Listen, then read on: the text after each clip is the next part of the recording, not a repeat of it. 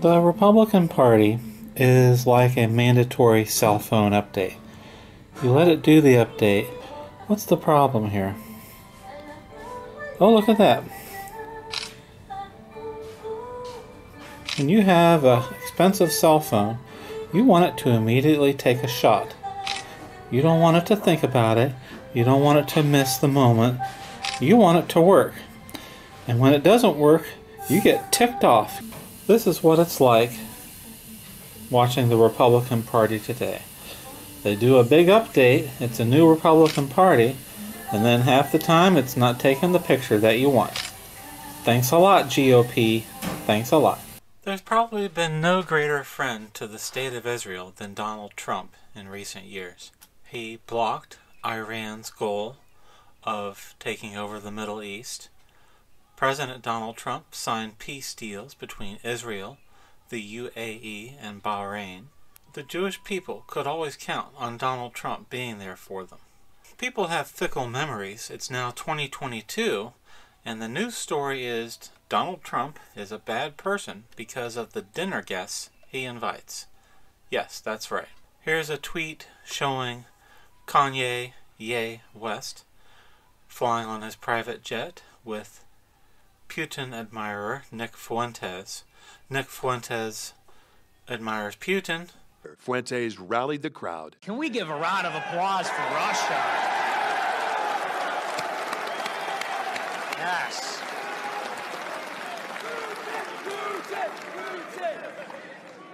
Absolutely, absolutely. Kanye West doesn't like the Jewish bloc that runs Hollywood.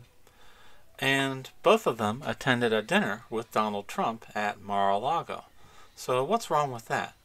Well, in today's day and age, optics and appearances is more important than what you say and do. Let's see, in fact, what Donald Trump said about this dinner. Donald J. Trump at Truth Social. This past week, Kanye West called me to have dinner at Mar-a-Lago. Shortly thereafter, he unexpectedly showed up with 3 of his friends, whom I knew nothing about. We had dinner on Tuesday evening with many members present on the back patio. The dinner was quick and uneventful. They then left for the airport. But as things happened to turn out, that's not the way the news story went. Social media exploded, and not just the usual suspects of Democrat journalists and Democrat officials complaining. No, Republicans started piling onto Donald Trump also.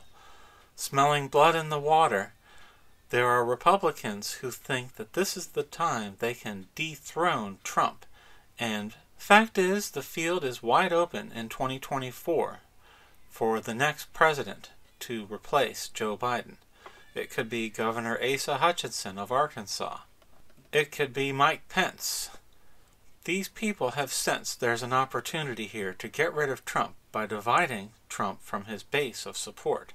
So let's take a look at the pilings on, shall we? First, let's take a look at the usual suspects here. Time magazine, why Trump's dinner with a white supremacist is so revealing. Actually, Nick Fuentes was the guest of Kanye West, an African American.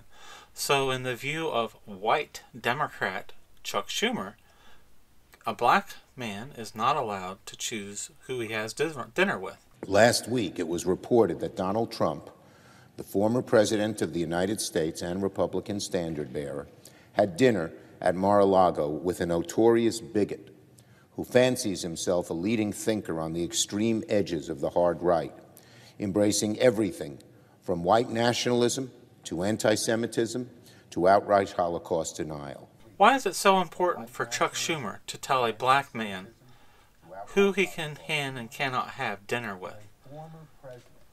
Obviously, the usual suspects jumping for advantage here over Donald Trump. White House on Trump dinner with white supremacists. No place for these vile forces in the U.S. Now here's the most shocking thing.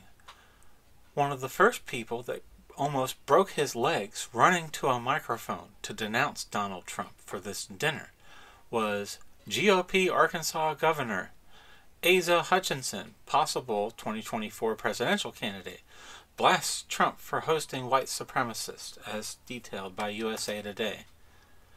Republican Governor Asa Hutchinson said former President Donald Trump's meeting with a white nationalist last week was not accidental and that it shouldn't happen. Here's a story from the Washington Examiner. Trump repeatedly ignored calls to disavow white nationalist who has since turned on him. Fuentes, a vocal supporter of Trump's MAGA movement, came out against the former president and called on Trump supporters to look to another nominee. So much for this guy being a valued Trump ally. Not only are people denouncing Trump for being in the company of this guy, but this guy denounced Trump also. Is there anybody who isn't denouncing Trump over this dinner? The New York Times, Jewish allies call Trump's dinner with anti-Semites a breaking point. The Associated Press, Mike Pence calls on Trump to apologize for dinner with anti-Semite. A growing number of Republicans, it's always a growing number, for dining with a Holocaust-denying white nationalist. So the descriptives just keep going. And in that same story, Mitch McConnell also denounced Trump, which I thought was pretty funny. In a statement from Fuentes, obtained by the Washington Examiner, he pushed back on the characterization that he's a white supremacist and anti-Semite.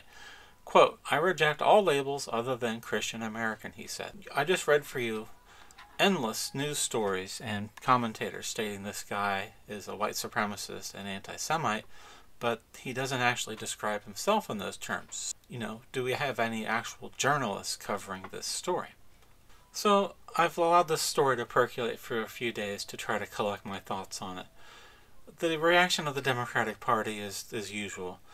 It's ironic to me that when we first fought for civil rights for African Americans back in the 60s and 70s, the premise was that an African American male had the right to associate with whom he chose, and that most of all, an African American male like Kanye West could speak opinions as a free man where he was not controlled in his free speech. But the attitude of the Democratic Party is that African Americans such as Kanye West do not have the right to free speech if it ever conflicts with the message of the Democratic Party. So look at this. Nick Fuentes, I assume he's Hispanic. You've got an African American, Kanye West. These are the two different groups that the same news media told us Donald Trump hated. They said Donald Trump hated Latinos. Donald Trump hated blacks. You got more questions, but I tell you, if you have a problem figuring out whether you're for me or Trump, then you ain't black. He hosts a dinner with a Latino and a black, and he still gets creamed for it. As Republican elites and those who would replace Trump step forward in their latest scheme to separate Donald Trump from his voting base, I only have one reaction.